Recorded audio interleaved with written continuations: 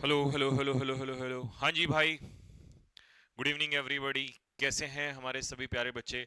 एक बार जल्दी से फटाफट थम्स अप डाल के बताएंगे, क्या मेरी आवाज हमारे इस भारतवर्ष के दूर दराज क्षेत्रों में बैठे हुए हर एक बच्चे तक पहुंच पा रही है? क्या आपको जो मैंने कल सलाह दी थी वो आपने फॉलो किया? कई सारे बच्चों ने बोला कि हाँ भैया, हमने आज से ही चना खाना स्टार्ट कर दिया है और रनिंग भी की है। मुझे बहुत अच्छा लगा। कई सारे बच्चों ने उसको फॉलो किया है और देखना 10 दिन के अंदर अंदर मेरे भाई रिजल्ट आना स्टार्ट हो जाएगा। पहले तो सबसे पहले ये बताइएगा, क्या मेरी आवाज तुम्हारे कानों तक पहुंच पा रही है? जी भैया, थम्स अप डाल दिया है। बच्चे हमारे समझदार हो गए हैं, बहुत बढ़िया भाई। चलो जी। तो वैसे जो बच्चे अभी हमारे साथ नए जुड़ रहे हैं उनको मैं बता दूं, ये रिपीटर्स बैच है।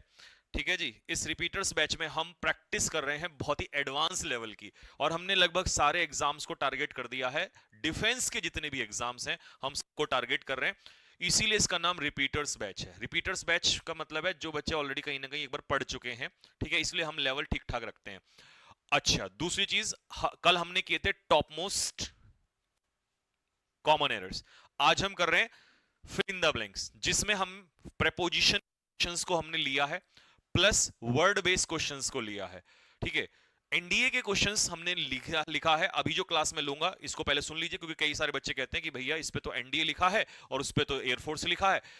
जिस क्वेश्चन पे एनडीए लिखा होगा वो एनडीए के एग्जाम में आया हुआ है, उसे आप चेक कर लेना। उसके अलावा जो कोई क्वेश्चन है, या तो वो आईबी में पूछा हुआ है आपसे, या वो एयरफोर्स में पूछा हुआ है, या वो नेवी में पूछा हुआ है आपसे, या वो आर्मी क्लर्क में पूछा हुआ है। आईसीजी के क्वेश्चंस मैं आज चेक कर रहा था तो वो मैंने आज भी नहीं रखे हैं। कई बच्चे कहेंगे भैया कल तो बोल रहे थे, फिर क्यों नहीं रखे हैं? मैं उसका बताता हूं, क्योंकि ऑलरेडी क्वेश्चंस बहुत सारे हो रहे थे। तो अभी प्रैक्टिस, ये बैच तो चलने वाला है, तो मैं आईसीजी के भी करा दूंगा इसी के अंदर। ठीक है, तो चलिए भाई स्टार्ट करते हैं। पहला क्वेश्चन आज का आपके सामने है स्क्रीन पर। और हाँ, जो बच्चा ये सोच के पढ़ रहा है ना इंग्लिश, मैंने कल भी बताया था कि नहीं भाई ये तो एनडीए क्वेश्चन है तो एनडीए में आएगा, वो महाबेवकूफ इंसान है, वो कभी जीवन में सिलेक्शन नहीं ले सकता है। क्योंकि इंग्लिश अगर ये सोच के पढ़ोगे कि भाई नहीं वो तो उस एग्जाम में आएगी, मेरे भाई इंग्लिश एक लैंग्वेज है, वो किसी भी एग्जाम में कुछ भी आ सकती है। ठीक है। और आपने देख लिया था कि लेवल जो है अब एग्जाम्स का धीरे धीरे बढ़ रहा है, और जैसा मैं पहले कह चुका हूं कि एक बच्चा एक नहीं, एक से ज्यादा एग्जाम की तैयारी कर रहा है। वही बच्चा एयरफोर्स का एग्जाम भी फिल कर रहा है, वही बच्चा एमटीएस का एग्जाम भी फिल कर रहा है, और वही बच्चा जो है नेवी का एग्जाम देता है, और वही बच्चा आर्मी का भी देता है, और कुछ बच्चा जो है एनडीए का भी एग्जाम देता है। तो जब वो मल्टीपल, और कुछ बच्चों ने आईबी का भी फॉर्म भरा हुआ है, तो फिर क्यों हम एक ही इंग्लिश पढ़े? हम तो प्रॉपर कंटेंट पढ़ेंगे। ज्यादा पढ़ने से नुकसान नहीं होता है। कलेजा फट के बाहर नहीं आ जाएगा, किडनी बाहर नहीं आ जाएगी हमारी ज्यादा पढ़ने से, कम पढ़ने से जरूर आ जाएगी। ठीक है, पहला क्वेश्चन है, आंसर लगाते हैं। I was with the film, I had expected it to be better. मैं फिल्म को लेकर था बहुत ज्यादा क्या? समझिए, प्रिजुडाइज्ड का मतलब होता है क्या? पार्शल। जब आप किसी चीज को लेके पक्षपात करने लग जाते हैं तो इसे कहते हैं प्रिजुडाइज्ड। आपको किसी चीज से नफरत होती है। ठीक है। दूसरा, एनोइंग। एनोइंग होता है मेरे भाई प्रेजेंट पार्टिसिपल। एनोइंग, नाराज करने वाला, नाराज करने वाली या वाला, कोई भी चीज जो आपको नाराज करती है, एनोइंग। यार तुम्हारी बातें बड़ी एनोइंग है, क्यों बकबक करते रहते हो तुम लोग, है ना? तो एनोइंग। ठीक है। क्या भैया व्यक्ति एनोइंग हो सकता है ना? व्यक्ति एनोइंग नहीं हो सकता। व्यक्ति हम कहते हैं एनॉयड। पर्सन कहता है एनॉयड। भैया आई एम एनॉयड, मैं क्या हूं? नाराज हूं। डिसअपॉइंटिंग होता है निराश करने वाली, निराश करने वाला। जो चीज आपको निराश करती है, प्रेजेंट पार्टिसिपल। और डिसअपॉइंटेड का मतलब होता है निराश। अगर मैं परेशान हूं तो मैं डिसअपॉइंटेड हूं। तो इसका मतलब मैं क्या था? मैं मूवी से मैं निराशाजनक नहीं था। निराशाजनक तो मूवी थी। तो मैं क्या था? मैं निराश था। इसीलिए मुझे यहां पर डिसअपॉइंटेड लगाना पड़ेगा, पास्ट पार्टिसिपल। समझ में सभी को? जिस बच्चे को समझ में नहीं आया, जिसने ये कहा भैया थोड़ा थोड़ा सा आया, कोई एग्जांपल देके बताओ, आगे पेपर में इस टाइप का क्वेश्चन आता है। अब आप मुझे बताओ, मैं आपसे कहूं the book is interested oblique interesting. Comment box में फटाफट आंसर फेंक के मारो तेजी से। Rohit is interesting oblique interested in playing cricket. जो कह रहा है भैया मैं तो बिल्कुल ही एकदम दिमाग कम चलता है मेरा, तो बुद्धि मेरी कम चलती है, तो उसके लिए मैंने ये दो एग्जांपल दिए हैं और अच्छे से समझ में आ जाएगा। ये इंटरेस्टेड है, ये इंटरेस्टिंग है। चलो जी, अब जिसके दोनों सही हो कमेंट बॉक्स में दिल मारना फेंक के। देखो, बुक जो है वो इंटरेस्टेड नहीं हो सकती, बुक है जो इंटरेस्ट पैदा करती है, जो इंटरेस्ट देती है, आपको एंटरटेन करती है, तो बुक क्या है? इंटरेस्टिंग है मेरे भाई। ठीक है।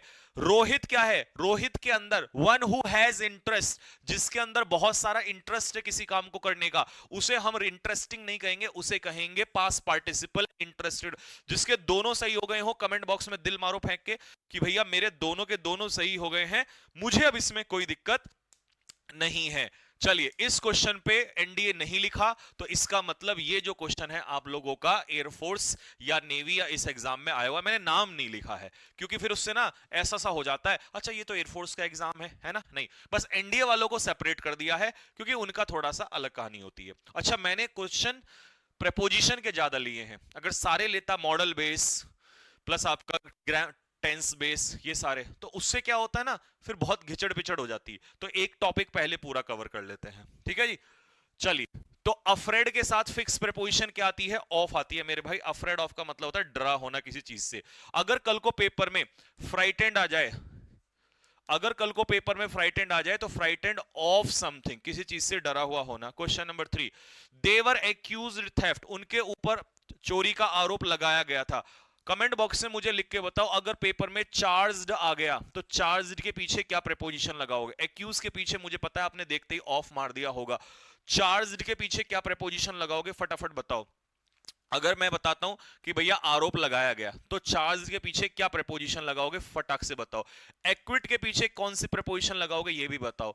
दोनों का आंसर दो मुझे कमेंट बॉक्स में, क्या आंसर आएगा? बहुत बढ़िया। चार्ज के पीछे लगा रहे हैं ऑफ, बेटा चार्ज विद, और एक्विट के पीछे आएगा ऑफ। ये लिखते चलना या स्क्रीनशॉट लेते चलना, ठीक है, ये बहुत काम की चीजें हैं। एनडीए में फिर से ये क्वेश्चन पूछा, आओ। अब जिसने पिछला क्वेश्चन सीख लिया ना, वो इसको गलत ही नहीं कर सकता। देखो कैसे, it was a gap experience, experience person नहीं है, ठीक है, एक्सपीरियंस क्या है? नॉन लिविंग थिंग है। तो क्या यहां पर पास्ट पार्टिसिपल यूज हो सकता है? देखिए, हॉरिफाइड, हॉरिफाई एक वर्ब होती है, उसका पास्ट पार्टिसिपल थर्ड फॉर्म ये पास्ट पार्टिसिपल है, ठीक है। हॉरिफाइड डरा हुआ, टेरिफाइड डरा हुआ, तो ये दोनों ही पास्ट पार्टिसिपल हैं। तो क्या हम लोग इसके लिए यूज कर सकते हैं? पास्ट पार्टिसिपल यूज कर सकते हैं? नहीं, वो तो कोई व्यक्ति होगा, ही वॉज हॉरिफाइड, ठीक है, तो ये तो नहीं हो सकता ना। तो इसका मतलब होगा हर कोई जब वहां पर शॉक्ड था, तो इसका मतलब ये एक्सपीरियंस कैसा रहा होगा? डराने वाला, डराने वाला मेरे भाई। और डराने वाला तो प्रेजेंट पार्टिसिपल यूज होगा। क्या यूज होगा? Present participle, present participle, present participle इसका आंसर होगा टेरिफाइंग। देखिए वर्ब की, अब कई बच्चे तो ये कहेंगे भैया आप बता तो रहे हो पर ये प्रेजेंट पार्टिसिपल होता क्या है? अच्छा, डिनाउंसिंग क्यों नहीं होगा? क्योंकि ये तो आलोचनात्मक होता है, किसी की आलोचना करने वाला, क्रिटिकल, और आलोचना का कोई लेना देना नहीं है क्योंकि एक्सपीरियंस यहां पर डरावना है, इसीलिए हर कोई जो है वो बहुत ज्यादा शॉक्ड हो गया, ठीक है। तो कई बच्चे कहेंगे भैया इसका मीनिंग क्या होता है, ये प्रेजेंट पार्टिसिपल पास्ट पार्टिसिपल? तो मैं आपको बताता हूं, जरा ध्यान से सुनना। अगर किसी वर्ब में थर्ड फॉर्म बना दे उसकी V3, तो इसको कहते हैं पास्ट पार्टिसिपल। मेरे भाई ध्यान से लिखते चलो, अगर किसी वर्ब में आईएनजी लगा दे तो उसको कहते हैं प्रेजेंट पार्टिसिपल, प्रेजेंट पार्टिसिपल। क्योंकि हमारे नन्हे मुन्ने बच्चों को पता ही नहीं होता ये क्या खेल चल रहा है, तो भैया वर्ब की थर्ड फॉर्म को पास्ट पार्टिसिपल, वर्ब की आईएनजी फॉर्म को प्रेजेंट पार्टिसिपल। भैया हमने तो सुना है वर्ब की फर्स्ट फॉर्म में आईएनजी लगता है तो उसे तो जिरेंड कहते हैं, यही फर्क जानना है। जिरेंड नाउन होता है, ये दोनों किसका काम करेंगे? एडजेक्टिव का काम करेंगे। मतलब ये नाउन की विशेषता बता रहे होंगे। किसकी विशेषता बता रहे होंगे? नाउन की। तो ये किसका काम कर रहा है? एडजेक्टिव का। ये भी किसकी विशेषता बताएगा? अब मजा आएगा आप लोगों को, भैया जी ये भी विशेषता बताएगा नाउन की, तो ये भी किसका काम करेगा? एडजेक्टिव का काम करेगा, ठीक है। और भैया जी जिरेंड क्या होता है? जिरेंड जो होता है मेरे भाई वो खुद अपने आप में नाउन होता है। जब वर्ब की फर्स्ट फॉर्म में आईएनजी लग जाए तो उसे हम जिरेंड कहते हैं, बट वो खुद ही अपने आप में क्या होता है? वो खुद ही अपने आप में नाउन होता है। तो जिरेंड नाउन होता है और प्रेजेंट पार्टिसिपल एडजेक्टिव होता है, वो नाउन की विशेषता बता रहा होता है। भैया एक कॉन्टिन्यूस भी सुना है हमने, क्या सुना है? कॉन्टिन्यूस। कॉन्टिन्यूस की पहचान होती है वहां पर आप हेल्पिंग वर्ब के साथ इज, एम आर, वॉज, वर, इसके साथ आप क्या लगा रहे होते हो? आईएनजी फॉर्म लगा रहे होते हो, और वो क्या बन रहा होता है? कॉन्टिन्यूस। अब कोई ऐसा बच्चा नहीं होगा जो ये कहे कि भैया मैं तो बिल्कुल गोबर गणेश हूं और मुझे भी समझ में आ गया है। दिल मारो फेंक के तीनों में क्लियरिटी आ गई हो तो, कि पार्टिसिपल जो है वो किसका काम करता है? एडजेक्टिव का। जिरेंड जो है वो किसका काम करता है? नाउन का। और ये कॉन्टिन्यूस जो होता है ये क्या काम करता है? इजेमआर यानी कि हेल्पिंग वर्ब के साथ आईएनजी, जो कॉन्टिन्यूस एक्शन शो करता है। ठीक है भाई, समझ में आ गई बात? चलो जी, अब हुई ना बात मजेदार। अब आते हैं अगले क्वेश्चन की तरफ। क्वेश्चन नंबर मेरे भाई, क्वेश्चन नंबर 3 हो गए, 4 हो गए ना, क्वेश्चन नंबर 5। चलो जी, आंसर दीजिए। दिल मारो फेंक के कि भैया क्लियर हो गया बिल्कुल।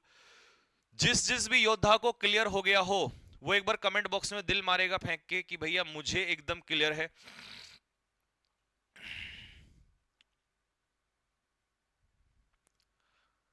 हाँ जी,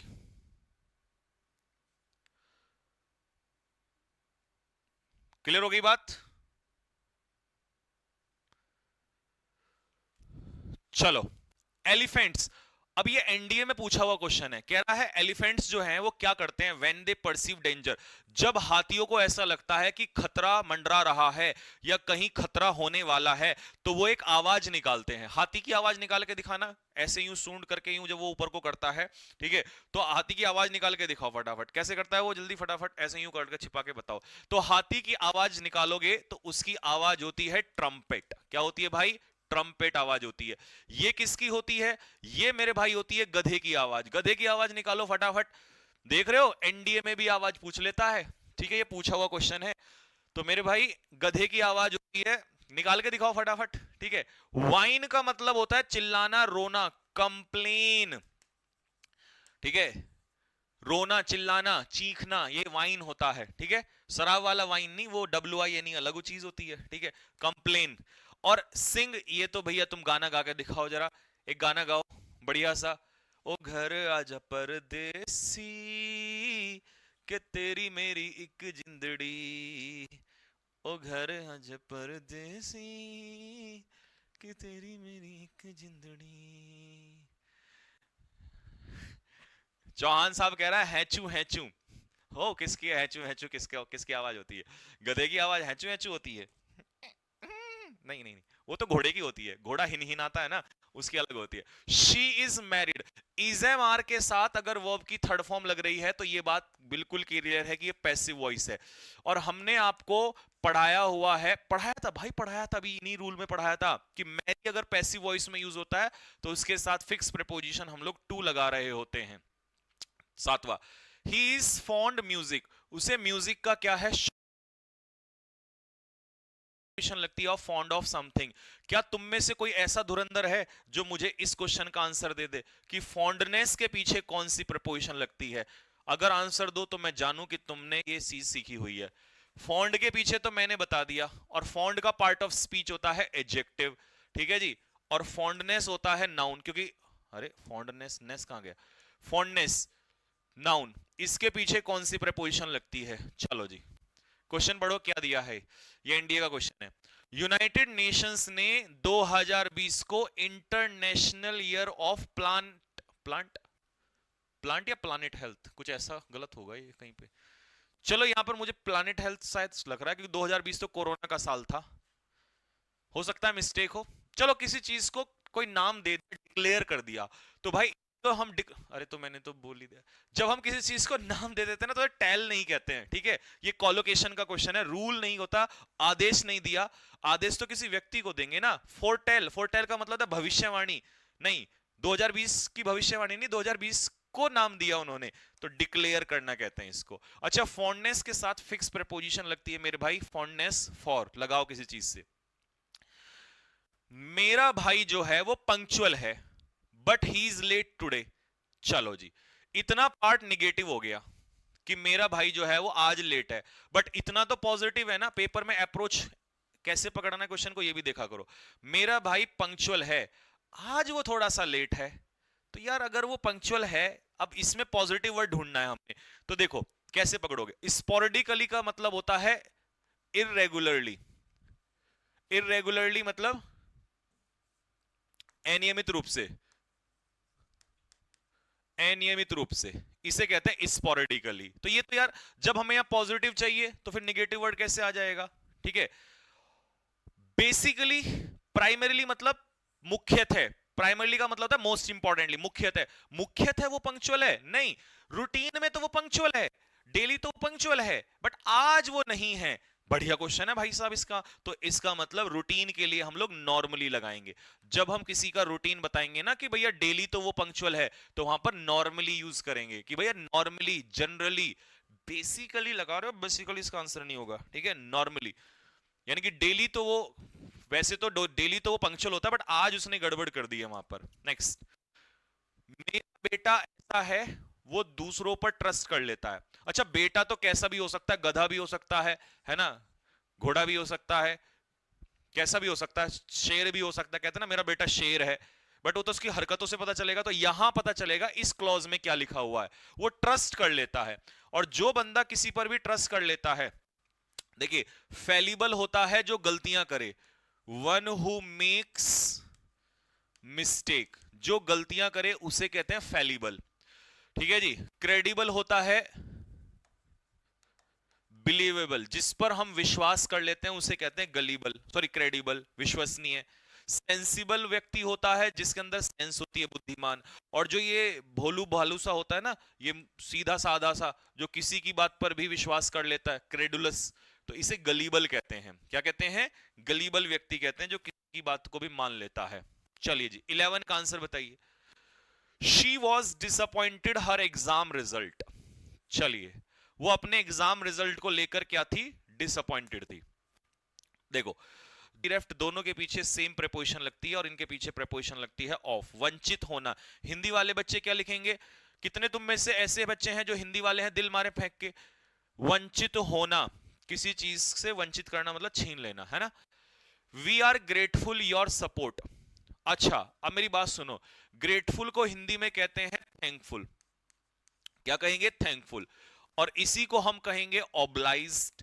इन तीनों का एक ही मतलब होता है। तो मैं तीन वर्ड एक साथ करा रहा हूं, इनके साथ चलता क्या है खेल वो सुनो।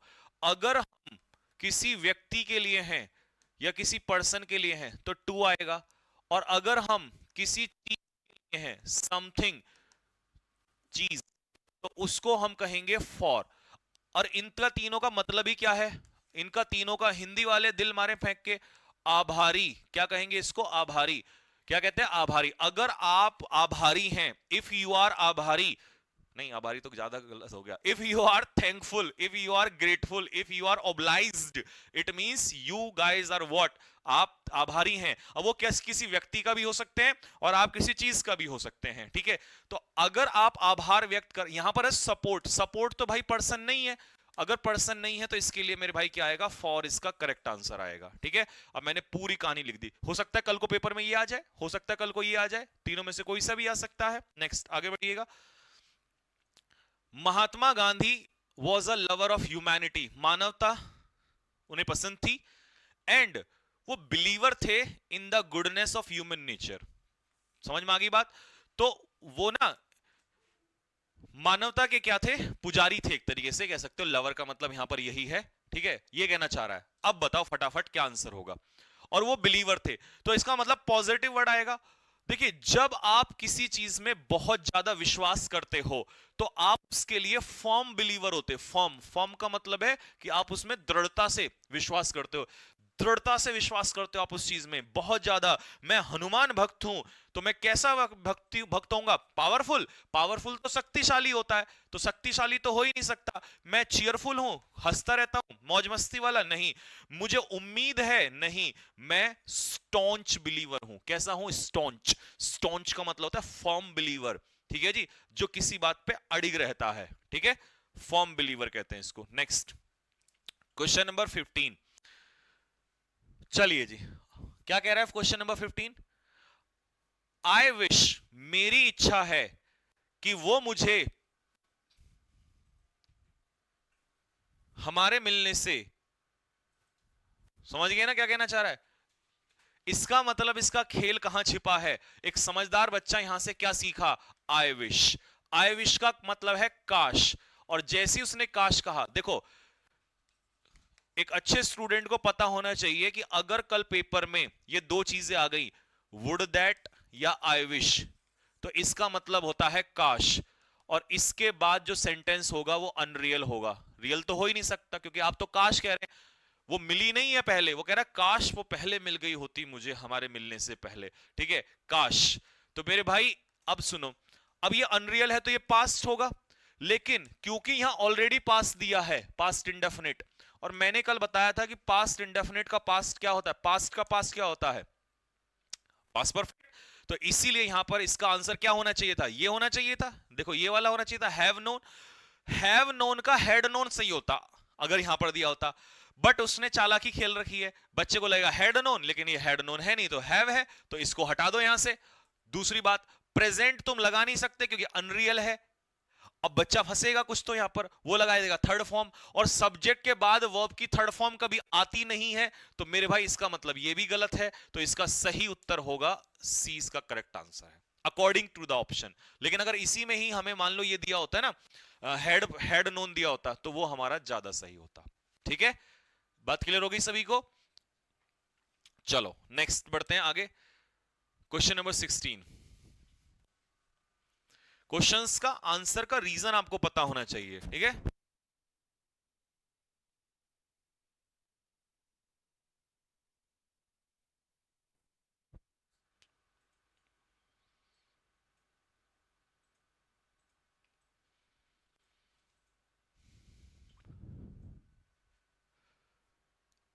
लो जी, ही इज कीन, कीन के साथ प्रपोजिशन लगती है ऑन।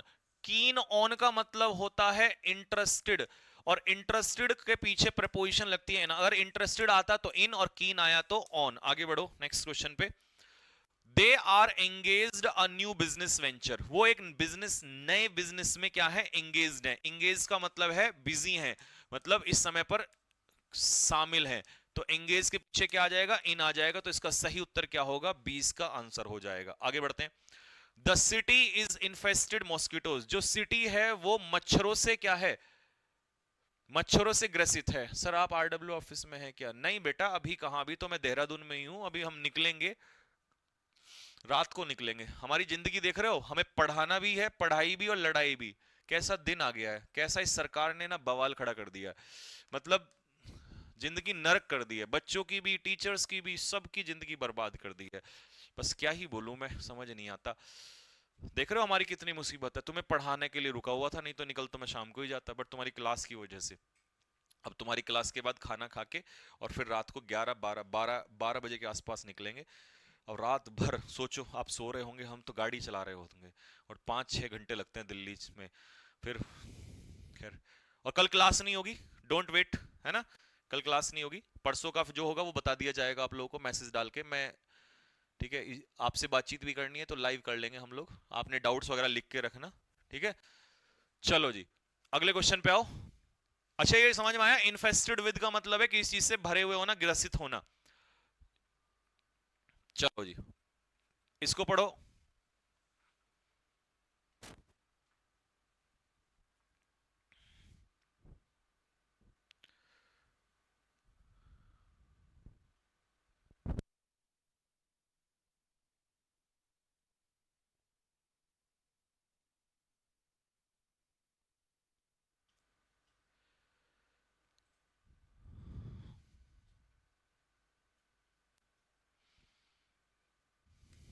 जी, क्वेश्चन को पहले ढंग से पढ़ लो, क्वेश्चन क्योंकि अच्छा है, लेवल वाला क्वेश्चन है, बेहतरीन क्वेश्चन है। एक बार पढ़ लो जल्दी से फटाफट, क्योंकि बिना उसके तुक्काबाजी करोगे कोई फायदा नहीं है।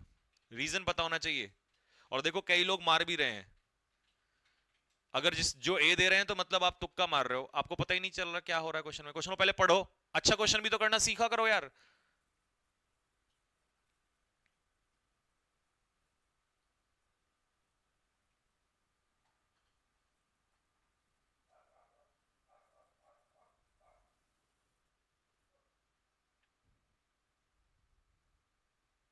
देखो, वो कह रहा है जो 20वीं शताब्दी है ना, उसमें जो जलवायु मतलब क्लाइमेट मॉडल्स हैं, ठीक है, बाय मार दिया, तुक्का मार रहे हो। देखो जो जलवायु मॉडल है ना, जिनको एक्सक्लूड कर दिया गया था, the observed that exclude the observed increase, तो उसमें बढ़ोतरी देखी गई किसमें? ग्रीन हाउस गैसेस में, ठीक है। तो ग्रीन हाउस गैसेस में क्या देखी गई? बढ़ोतरी देखी गई है। अब बढ़ोतरी देखी गई है किस चीज में? तो अगर मैं कहूं कि किसी चीज में बढ़ोतरी हुई है तो इसे हम क्या कहेंगे? Increase in something, increase in something. तो किस चीज में बढ़ोतरी हुई है? ग्रीन हाउस गैसेस में बढ़ोतरी हुई है। अब बढ़ोतरी किस चीज में होना, यानी कि ग्रीन हाउस गैसेस जो है वो बढ़ी हैं, तो ये ऑब्जर्व किया गया। और जब आप देखते हो किसी चीज में कोई बढ़ोतरी हुई है तो इंक्रीज इन समथिंग यूज करते हैं। इसका सही उत्तर होगा मेरे भाई 20 का करेक्ट आंसर होगा। ऑफ नहीं होगा, ऑफ तो आ ही नहीं सकता वहां पर, ठीक है। और यही वो कह रहा है कि वहां पर हम इसको क्या कर, to simulate the increase in temperature over the second half of the 20th, तो 20th सेंचुरी के जो सेकेंड हाफ है उसमें इस वृद्धि का जो ये जो मतलब ये जो इंक्रीज हुआ है, इसको साइमुलेट करने में हम क्या रहे हैं? फेल रहे हैं, ठीक है। तो इसका आंसर क्या होगा? ए इसका आंसर होगा, 20 का करेक्ट आंसर होगा। ये पढ़ो, in extremely poor societies children can be put to work a young age and are therefore a source of income। Question ये भी बढ़िया है, इंपॉर्टेंट है क्वेश्चन। कुछ क्वेश्चन बहुत बढ़िया आ जाते हैं। समझो क्या कहना चाह रहा है, हिंदी में ही समझ लो। तो कह रहा है जो बहुत ज्यादा गरीब सोसाइटीज होती है ना, उन गरीब सोसाइटीज में बच्चे जो हैं उनको यंग एज में ही काम पे लगा दिया जाता है, और इसीलिए वो एक तरीके से इनकम का सोर्स बन जाते हैं। आपने देखा होगा जिन फैमिलीज की इनकम कम होती है, गरीब होती है, तो उसमें कम एज पे ही बच्चों को काम पे लगा देते हैं और वही सोर्स ऑफ इनकम बन जाते हैं। तो इसका मतलब है children can be put to work, कौन सी एज? Young age. और एज के लिए हम लोग क्या यूज कर रहे होते हैं? Preposition at a particular age. तो इसका सही उत्तर क्या होगा? डी। इसका बेहतरीन क्वेश्चन है। ऑन इन लगा रहे हो, एट यूज होता है।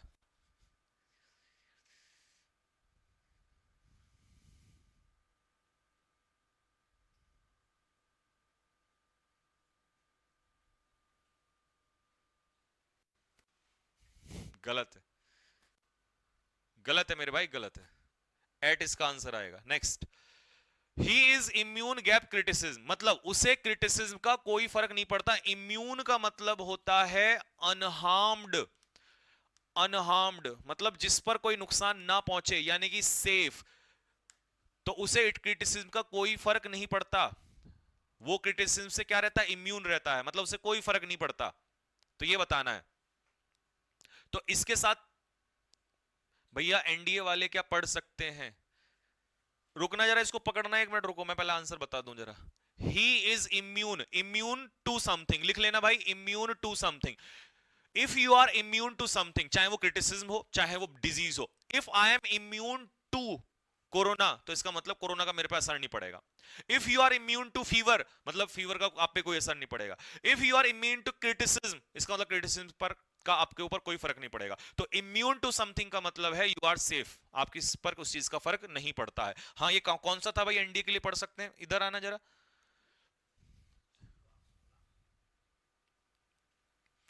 इधर आना भाई, इधर आना, इधर आना, इधर आ, हटो, हटो, इधर साइड में हट जाओ, पहले रुक जाओ। पहले ये उल्टने उल्टे हाथ का तेज लगता है। ये डिफेंस वाले बच्चों को ना डिफेंस की तरीके से संभालना पड़ता है। पूछ रहा हूं, कभी गंदगी वाला हाथ लग जाए फिर तो बीमार हो जाए। ठीक है, रुक जा, पहले हाथ। दिन कौन सा यादव जी? मंगलवार या बुधवार? बुधवार तो नहीं है, बुधवार। चलो छोड़ दिया बेटे।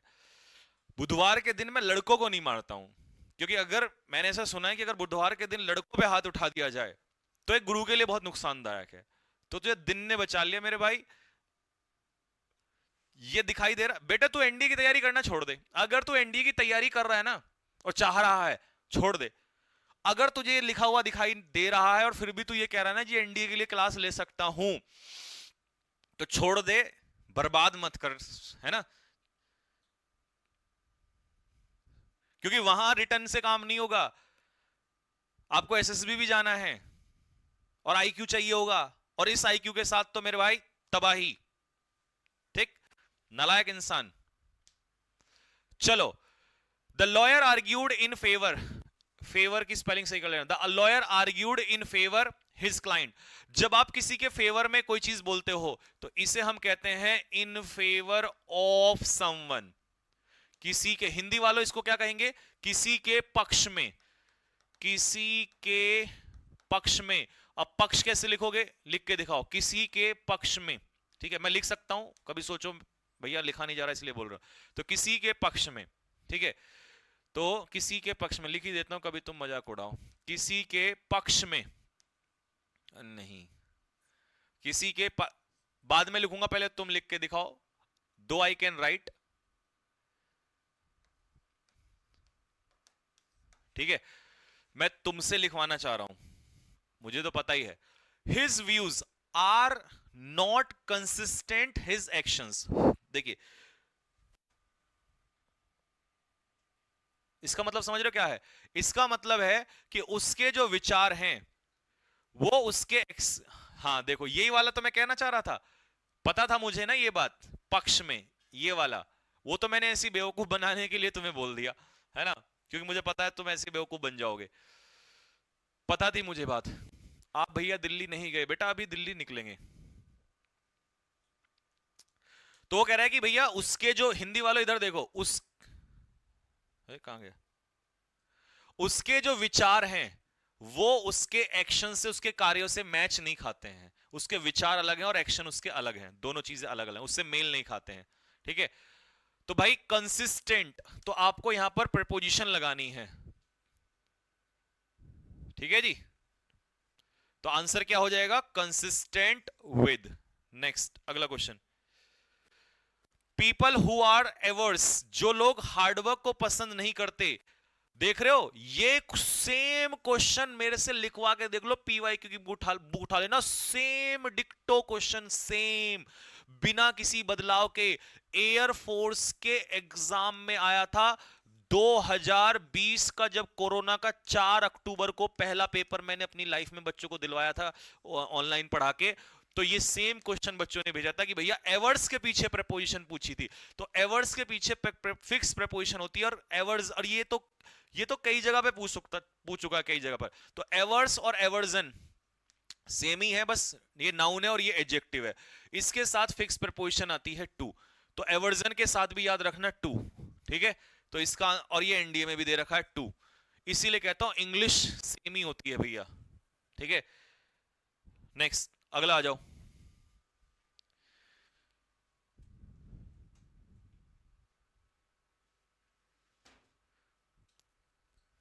हाँ बोल दो।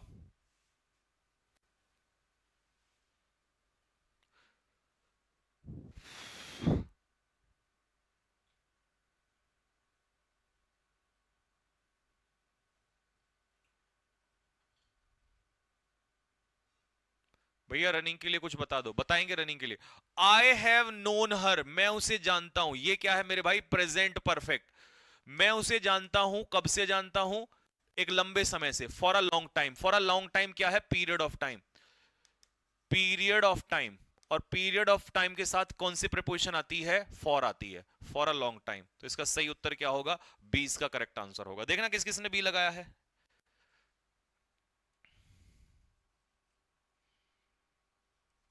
चलो next, I accepted the offer, मैंने ऑफर को एक्सेप्ट कर दिया, मतलब उसको कोई ऑफर मिला होगा तो उसने उसे क्या कर लिया, स्वीकार लिया, लेकिन स्वीकारा तो, बट कुछ कंडीशंस थी उनके बिहाफ पे, सर्टेन कंडीशंस के बिहाफ पे, समझ में आया, यानी कि कहने का मतलब हिंदी में वो ये कहना चाह रहा है कि उसने प्रस्ताव को स्वीकार लिया कुछ शर्तों पर, तो इसके लिए प्रपोजिशन यूज करते हैं ऑन सर्टेन कंडीशंस, मतलब ऑन कंडीशंस, कुछ शर्तों पर, तो ऑन सर्टेन कंडीशन मतलब कुछ शर्तों पर, ठीक है। They are contemptuous his rude behaviour, मतलब इसका समझे हो मतलब क्या निकल कर आएगा, भैया दिल्ली क्यों नहीं जा रहे हो, वे मेरी जान लोगे, गोली मारोगे मुझे, क्या करोगे, बोल तो दिया, अभी तुम्हारी क्लास ना लूं तो भैया क्लास लेके नहीं गए, क्लास तुम्हारी क्लास की वजह से रुका हुआ था मेरे भाई, नहीं तो मुझे रात को चलाने का गाड़ी का शौक नहीं है। रात को गाड़ी में इतना बुरा होता है, पता है, इसकी कसम खा कर रहा हूं मैं। मेरे साथ पता है कई बार क्या हो गया जब मैं रात को गाड़ी चलाता हूँ। कभी कभी ऐसा होता है 12 बजे के बाद 2-3 बजे ना नींद आती है, नींद। मैं चुपके से इसलिए बोल रहा हूँ क्योंकि बाहर बाहर ना दादी बैठी है, बताना मत। और वो फिर बोलेंगे कि नहीं रात को नहीं जाना, और जाना बहुत जरूरी है इस वजह से। लेकिन मैं कसम खा रहा हूँ, मेरे साथ क्या हो चुका है कि रात को ना जब गाड़ी चलाते हैं 2-3 बजे तो नींद आती है, और झटका सा लगा, गाड़ी एक्सीडेंट, तुम्हारा भाई ऊपर, समझ रहे हो? तो इस वजह से रात को मुझे शौक नहीं है। समझ में आया बात? मुझे शौक नहीं है, तुम्हारे भाई को शौक नहीं है रात को गाड़ी चलाने का। रात को एक्सीडेंट हो जाता है, नींद आती है। ठीक है, धीरे से बोल रहा हूँ, अगर जोर से बोल लिया और सुन लिया ना तो भेजेंगे ही नहीं। और तुम्हें पता है घर वाले सबके, चाहे मैं हूं या तुम हो, चाहे कितने ही बड़े हो जाओ, घर वालों के लिए बच्चे बच्चे ही रहते हैं। ठीक है, तो पता लगा रात को मैं चला और गड़बड़ हो गई, फिर तुम मुझे याद करोगे कि एक भाई था हमारा जो बहुत मजे मजे में पढ़ाता था। ठीक है, फिर मैं ऊपर से ना भगवान के पास से बस देख सकता हूँ क्या हो रहा है तुम्हारे साथ, कर कुछ नहीं सकता। आज तो तुम चिल्लाते हो, मैं आ जाता हूँ तुम्हारे सामने। ठीक है, चलो, कंटेम्पचुअस के साथ क्या प्रेपोजिशन लगती है? ऑफ। बताना मत किसी को हमने क्या बात करी। ठीक है, कंटेम्पचुअस के साथ of. The government is committed gap improving health care services. सरकार जो है वो कमिटेड है। देखिए, कमिटेड जब हम किसी चीज के प्रति होते हैं तो कमिटेड के साथ प्रेपोजिशन लगती है टू, तो इसका सही उत्तर होगा A, committed to. Next, she is a women humble origin. तो वो कैसी महिला है भैया, बताना जरा, बताओ जल्दी से। हाँ, फिर गाना गाओगे चला गया चांद छोड़ के।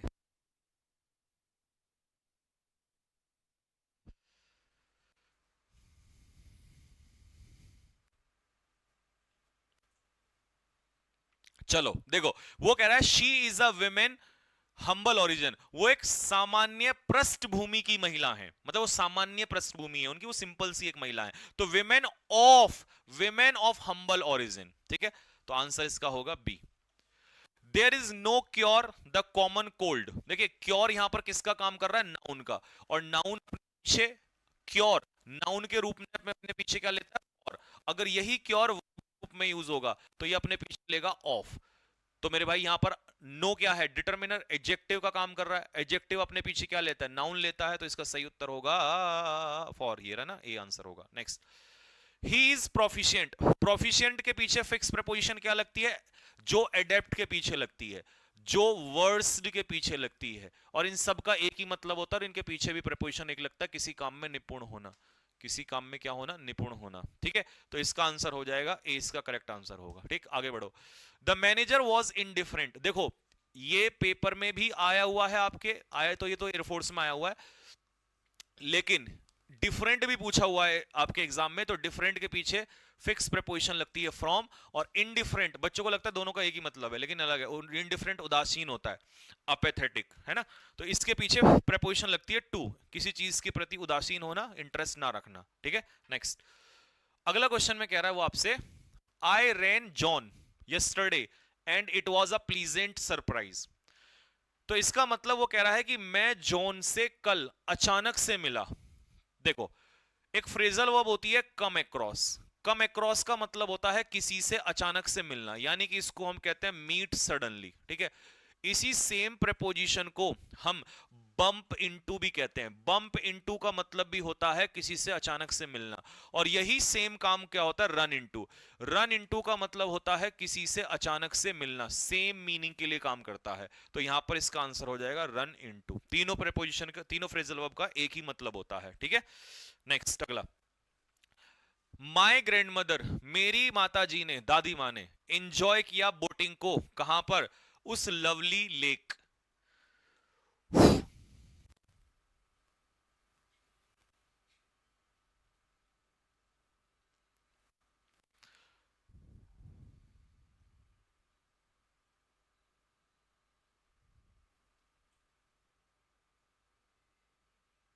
क्या मिल गया?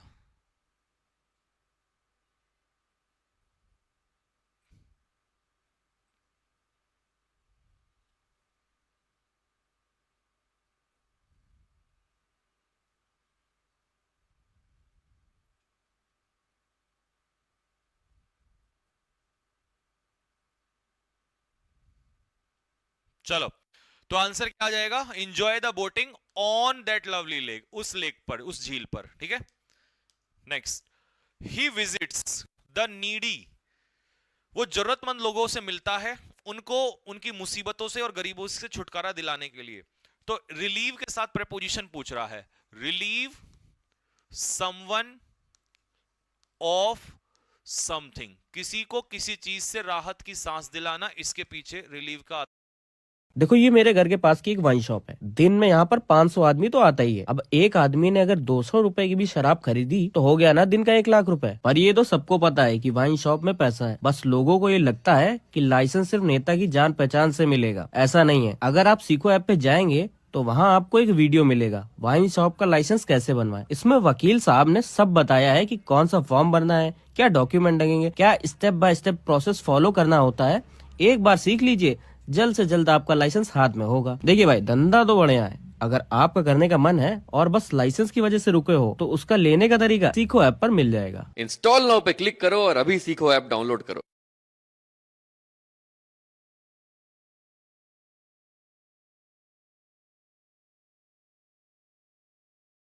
दुनिया को लगता है कि ऑनलाइन लूडो में प्लेयर्स असली नहीं होते, बट इज दैट ट्रू? आइए देखते हैं।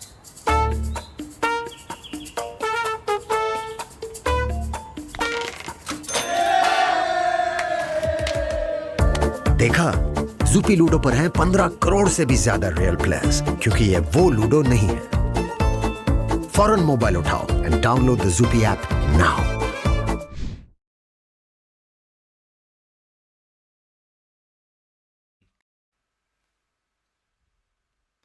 दिल्ली क्यों नहीं जा रहे? तुम मेरी जान ले लो, क्लास बंद कर दूं यहीं पे ही, नालायक लोग।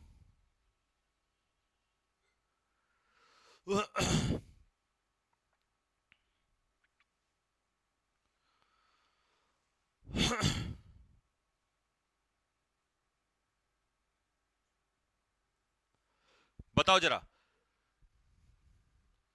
इश्यू का मतलब होता है जारी करना, इश्यू का मतलब है जारी करना, प्रोम्युलगेट करना, प्रोम्युलगेशन ये भी डिक्लेयर करना हो जाएगा, हालांकि स्प्रेड आउट हो जाएगा। अब बात है यहां पर अनाउंस करना और प्रोनाउंस करना।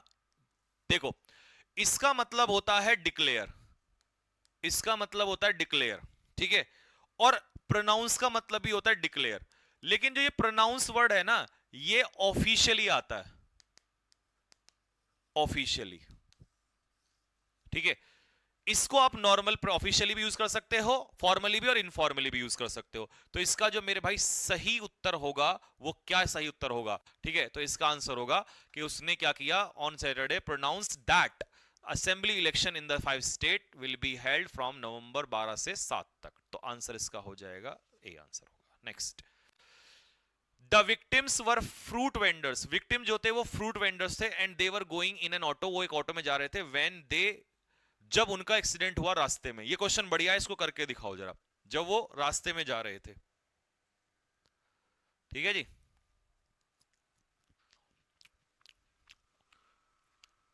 भैया 480 के फैमिली, टेंशन ना लो, 1 मिलियन होगी ना तब तुम्हारी पार्टी करूंगा मैं।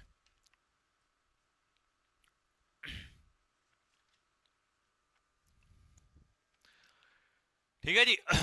39 का बताओ, the victims were fruit vendors and they were going in an auto, और वो ऑटो में जा रहे थे जब उनका एक्सीडेंट हुआ। देखिए, मीट पर्सन, मीट का सेकंड फॉर्म है मैट। जब हम किसी व्यक्ति से मिलते हैं तो वहां पर मीट यूज होता है, मैट। तो मेरे भाई ये तो गलत है, कभी यहां लगा दो। रन इनटू का मतलब होता है किसी व्यक्ति से मीट सडनली, अचानक से मिलना, तो ये भी मेरे भाई नहीं हो सकता। Meet with accident, meet with accident का मतलब होता है किसी का एक्सीडेंट होना, ठीक है, किसी का एक्सीडेंट होना, इसे कहते हैं मीट विद एक्सीडेंट। ए इसका करेक्ट आंसर होगा, ये भी बेहतरीन क्वेश्चन था। Next, the author was renowned, renowned का मतलब है नोन, और नोन के पीछे जब आप किसी चीज के लिए जाने जाते हो, किसी चीज के लिए फेमस होते हो, तो वहां पर क्या प्रेपोजिशन लगाते हैं, फॉर लगाते हैं। तो known for something, famous for something, वो अपने लिटरेरी वर्क्स के लिए जाना जाता था। तुम्हारे रिमार्क्स जो हैं वो इंसल्ट के बराबर है, मतलब जो तुम बोल रहे हो ना ये एक तरीके से इंसल्ट है। तो टेंटामाउंट के साथ फिक्स प्रेपोजिशन आती है टू। टेंटामाउंट टू का हिंदी में अर्थ क्या होता है भैया? हिंदी में अर्थ होता है टेंटामाउंट टू का मतलब होता है इक्वल टू। आ जाओ next 42 the criminal was held accountable, देखो रेस्पॉन्सिबल, अकाउंटेबल का मतलब क्या होता है, रेस्पॉन्सिबल। अगर आप किसी व्यक्ति का जवाब दे रहे हैं समवन, तो उसके लिए आप लगाएंगे टू, और किसी चीज का दे रहे हैं तो फॉर समथिंग, तो इसका आंसर हो जाएगा एक्शन के लिए फॉर कहां है, ये रहा ना, हाँ सी इसका करेक्ट आंसर होगा, क्योंकि यहां पर एक्शन आ गया ना, और एक्शन के लिए तो फॉर आता है, ठीक है। ही इज, देखो आ गया ना फिर से, एनडीए में था ये एयरफोर्स वाला, ये क्वेश्चन था देखो, तो एवर्स के साथ टू आता है, ठीक है, टू, एवर्स टू, नापसंद करना किसी चीज को।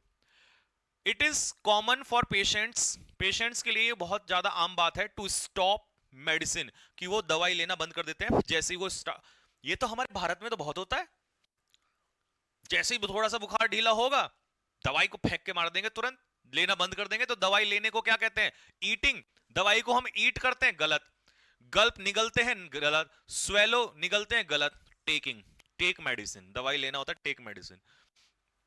एक 4 साल की लड़की को एक नई जिंदगी मिली जब डॉक्टर ने हॉस्पिटल में क्या किया, कैंसरस ट्यूमर, ठीक है भैया, ट्यूमर समझते हो, ट्यूमर समझ में आता है, जो कैंसरस सेल होती है उसको ट्यूमर कहते हैं, ठीक है, उसको किडनी से निकाल दिया।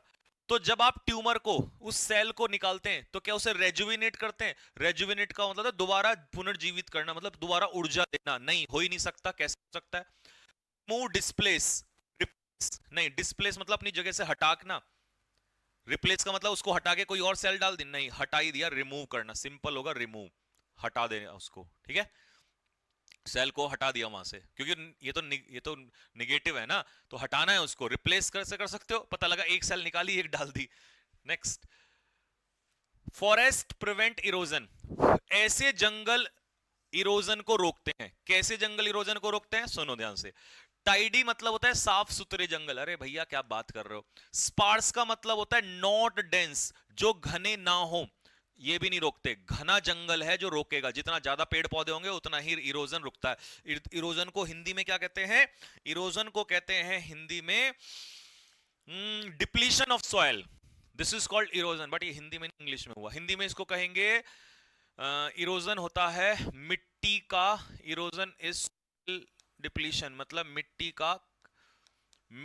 का कटाव, सही लिखा है मैंने। तो भैया जो मिट्टी का कटाव है ना, जो इरोजन है, इसको कौन रोकते हैं, घने जंगल, डेंस फॉरेस्ट इसको रोकता है, जितना ज्यादा घना जंगल होगा उससे इरोजन रुकेगा, पेड़ पौधे कट रहे हैं तभी तो इरोजन हो रहा है, मिट्टी का कट के बह जा रही है, ठीक है। 3 people वर अरेस्टेड, 3 लोगों को अरेस्ट किया गया, और एक इलीगल हथियार यूनिट, आर्म्स यूनिट जो है वो पाया गया पुलिस के द्वारा इन अ रेड। देखो पुलिस ने मारी रेड मार दी तो इतने लोगों को तो अरेस्ट कर लिया, वहां जो मिला वो क्या था, रिवील का मतलब तो सीक्रेट्स को, रिवील का मतलब होता है डिस्क्लोज, और वो किसी सीक्रेट को, इंफॉर्मेशन को रिवील किया जाता है, तो इसको तो हटा दो। सर्च का मतलब है ढूंढना, वो ढूंढ नहीं रहे थे, रेड तो पड़ चुकी है, तो रेड पड़ने के बाद जो मिला, पाया, सर्च का मतलब पाया थोड़ी होता है, ये तो ढूंढना होता है, तो ये भी नहीं हो सकता। बस्ट हो गया, बस्ट नहीं, बस्ट कहां से हो जाएगा, फटेगा थोड़ी, तो भैया डिस्कवर का मतलब है किसी चीज को पाना, ठीक है, मृदा अपरदन, अच्छा ऐसा, चलो नेक्स्ट, अगला, एक महिला गॉट इनटू द कार, वो कार में जो है बैठी और वहां से उसको गाड़ी को चला के ले गई। देखो ब्रेकडाउन का मतलब होता है इमोशनली टूट जाना, ये तो हो नहीं सकता, ठीक है जी। तो गाड़ी में बैठ के जब आप उसको चला के ले जाते हैं, इसका सीधा सा आंसर हो जाएगा ड्राइव ऑफ, वो गाड़ी में बैठी और कार को चला के वहां से ले गई, तो गाड़ी को चला के ले जाना इसे कहते हैं ड्राइव ऑफ, सीधा सा सीधा हट, यहां से यूज कर दो, मतलब इसको हटा दो, ठीक है भैया। सर एप्लीकेशन पे फुल मॉक टेस्ट दे दो, मॉक टेस्ट बेटा 10 तारीख से स्टार्ट किया है। भैया आपने जॉब क्यों नहीं ली जब आप इतने, अभी तुम्हें हमारे बारे में पता नहीं है, तुम अभी नए हो बेटा। The lecture was not interesting, lecture interesting नहीं था, इनफैक्ट वास्तव में मैं बीच में ही, जब इंटरेस्टिंग नहीं होगा तो मैं सो गया, और सो गया तो मैं भैया टेल ऑफ नहीं, पुट ऑफ नहीं, डोज ऑफ हाँ, कॉल ऑफ कैंसिल नहीं। तो डोज ऑफ का मतलब होता है स्लीप, बोर हो जाना। जब आप बोर होके सो जाते हो तो इसे डोज ऑफ कहते हैं, ठीक है, ऐसे ही हो ना, तो इसे डोज ऑफ कहते हैं, ठीक है। चलो, ना टेल ऑफ होगा फटकार लगाया जाएगा, ना ही आपका फुट ऑफ होगा, पोस्टपोन कैंसिल, नहीं नहीं कुछ नहीं होगा। पुलिस को डाउट हुआ कि जो मर्डर है वो उसके रिलेटिव्स ने किया है। किन का मतलब होता है रिलेटिव, किन का मतलब होता है रिलेटिव, यानी कि सगे संबंधी के द्वारा हुआ है। तो डाउट होना, देखिए एडमिनिस्टर का मतलब होता है किसी को या तो ड्रग्स देना या शपथ दिलाना। मैनेज, अफोर्ड, सस्पेक्ट, सस्पेक्ट का मतलब होता है डाउट होना। कैसा लगा आज का सेशन, कमेंट बॉक्स में लिख के बताओ जरा फटाफट।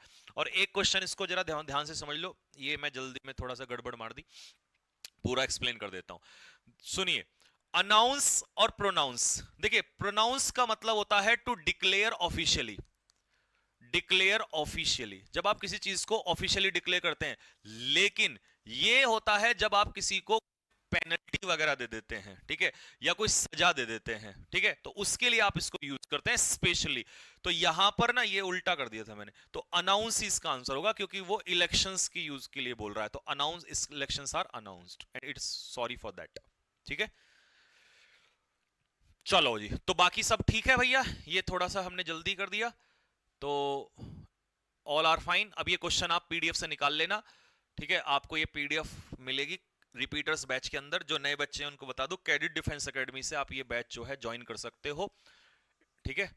इसमें पूरा पीडीएफ, आपको पूरा क्लास प्रैक्टिस। अब सुनो, हमारी कल कोई क्लास नहीं है, कल हमारी कोई क्लास नहीं होगी। अब हमें नहीं पता हम कब लौटेंगे, या लौटेंगे भी नहीं लौटेंगे, या क्या होगा, बाकी देखा जाएगा, जो ऊपर वाले का नाम लेके हर हर महादेव, ठीक है जी।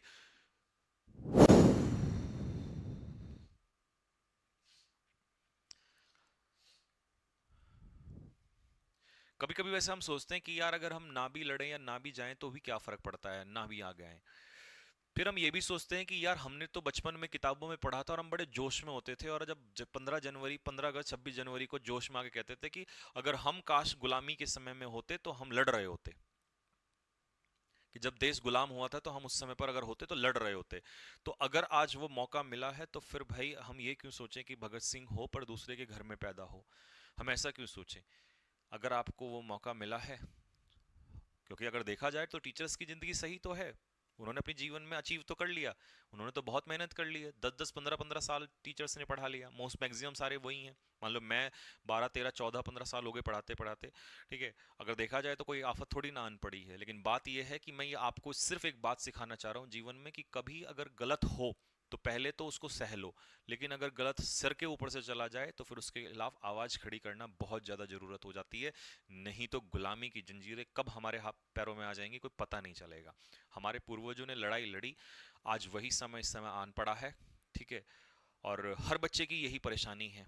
अब देखते हैं क्या होगा, लेकिन जो होगा मंजूर खुदा होगा। अब हम कूद पड़े हैं मैदान में, जो होगा आर पार का होगा, और नहीं भी होगा तो क्या होगा, कम से कम हम अपनी आंख नजरों से नजरें तो मिला पाएंगे। कल कल को हम खुद से ये तो कह पाएंगे कि हम पीछे नहीं हटे थे। मुद्दा है कि पीछे मत हटो, तुम पढ़ाई करने लगते हो तो पीछे मत हटा करो, जीत होगी या हार होगी उसकी क्या परवाह करते हो, कभी भी पीछे मत हटिएगा, क्योंकि खुद से नजरें मिलानी है। कल जवाब क्या दोगे खुद से। मैं कहता हूं कि माँ बाप के लिए, जो बच्चे कहते हैं ना माँ बाप के लिए पढ़ रहा हूं, अरे भाई उनसे पहले तो तुम खुद के लिए पढ़ रहे हो, अपनी कोई आत्मसम्मान नहीं है तुम्हारा, क्या तुम खुद को क्या जवाब दोगे कल।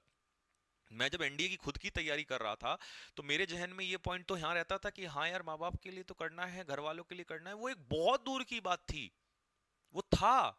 लेकिन उससे पहले ये खुद का भी तो जमीर था कि भाई कल को खुद को क्या जवाब दूंगा मैं, क्या मैं नजरें मिला पाऊंगा कि मैंने बहुत मेहनत की थी।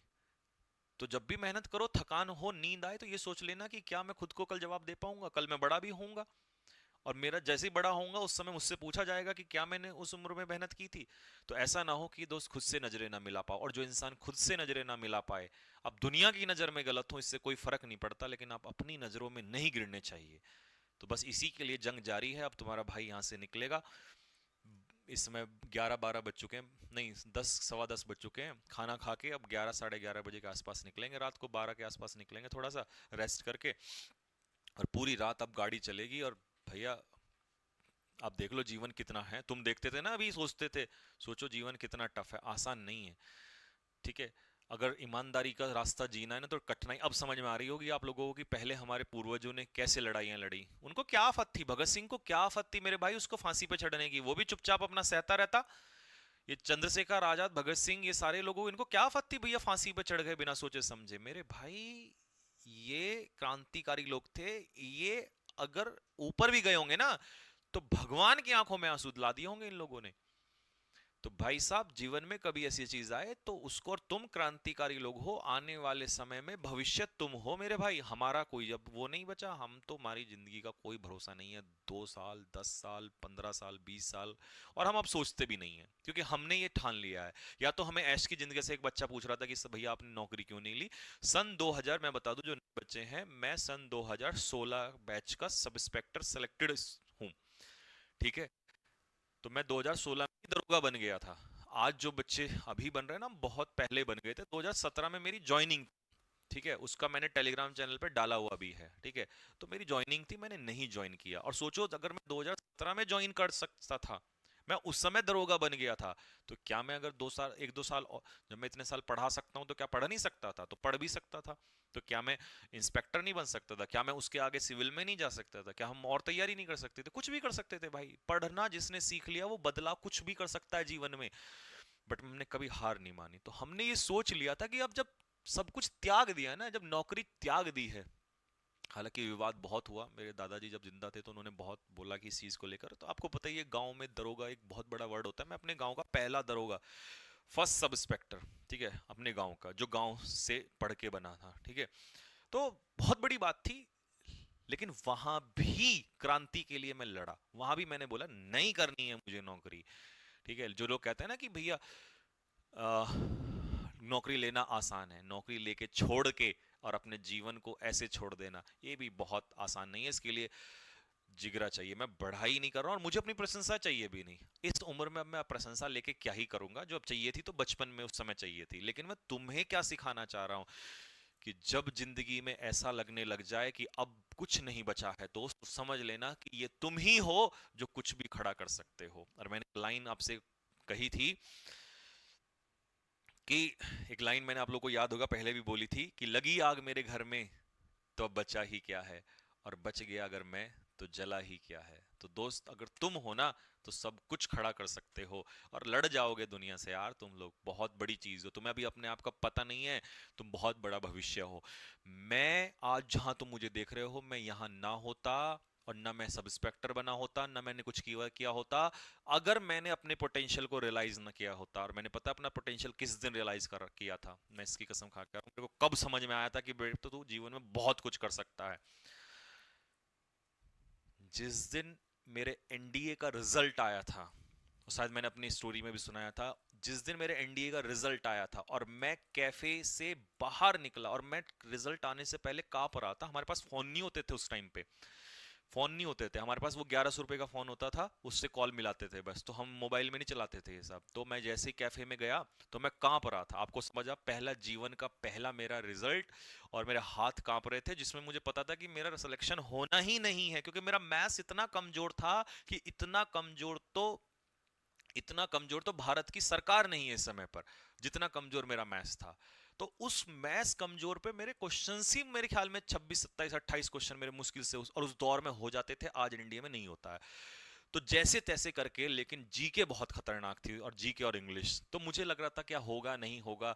लेकिन एक दिल है ना, कहता है भैया भगवान से दुआ ही कर सकते हैं कि हो जाए। तो मैं कांप रहा था। अब जैसे ही, अच्छा उसके बाद शायद मेरे को लगता है कि मेरे अंदर नहीं है। जैसे ही हुआ, जैसे ही कैफे वाले ने कहा संजीव, पूरा नाम लिया मेरा, ओ हो, और मैं बाहर निकला कैफे से। और कैफे से बाहर निकल के, ठीक है, तो मैं देहरादून में ही था उस समय पर, यहीं पर मैंने रिजल्ट देखा था। देहरादून से मतलब उससे बाहर निकला, सबसे पहले तो जो मुझे बुखार सा हो रहा था, बॉडी गर्म हो रही थी, ऐसा हो जाता है रिजल्ट से पहले। तो मैं बाहर आया और मुझे याद है मैंने एकदम से ऐसे, मतलब आसमान में ऊपर देखा, और मुझे विश्वास नहीं हो रहा था कि मैं एनडीए क्रैक कर दिया है, मैंने एनडीए क्रैक कर दिया है। यार लोग तो कहते थे एनडीए तो पढ़ने वालों का होता है। हमने कहा कि यार हम पढ़ने वाले हैं, इसका मतलब लगता तो नहीं है यार। लेकिन फिर एक मन मन में सोचा कि यार मेहनत तो की थी, काबिल हम नहीं थे पर मेहनत तो हमने की थी, ठीक है, इंटेलिजेंट नहीं थे पर मेहनत तो की थी, और बहुत की थी। पेपर से 1 महीना पहले तो हम रूम से भी नहीं निकले थे, इतने पागल हो गए थे। तो फिर दिमाग ने कहा कि यार तुम कर सकते हो, तुम तो बहुत कुछ कर सकते हो। उस दिन दिमाग ने यह कह दिया कि नहीं भाई, तुम शायद बहुत लोगों से इस समय पर ऊपर हो। तो जब हमें यह कहा जाता था ना कि एनडीए पढ़ने लिखने वाले बच्चों से निकाला जाता है, तुम्हारे जैसों की औकात नहीं है एनडीए निकालने की, उन सारे जितने भी बातें थी उन सब का जवाब दिमाग ने एक ही पल में दे दिया कि बेटे उनकी औकात नहीं है, तुम्हारी है, क्योंकि तुमने निकाल दिया, तुमने फोड़ दिया, मतलब तुम कुछ कर सकते हो। और उस दिन के बाद तो भाई फिर यहां बैठ गया कि अब हल्के में काम नहीं चलेगा भाई, हल्के में नहीं चलेगा। तो इसलिए तुम्हारे अंदर बहुत कुछ छिपा हुआ है, समझ रहे हो ना बात को? ठीक है, तो खैर मिलेंगे भाई आप लोगों से। कल क्लास आपकी नहीं होगी, उसके बाद जब क्लासेस होंगी तो आपको बता दिया जाएगा, जैसे भी होगा इन्फॉर्म कर देंगे, ठीक। बाकी यार पढ़ते रहो आप लोग, और हम तो हैं ही साथ में, जैसे भी होगा देखा जाएगा। ओके।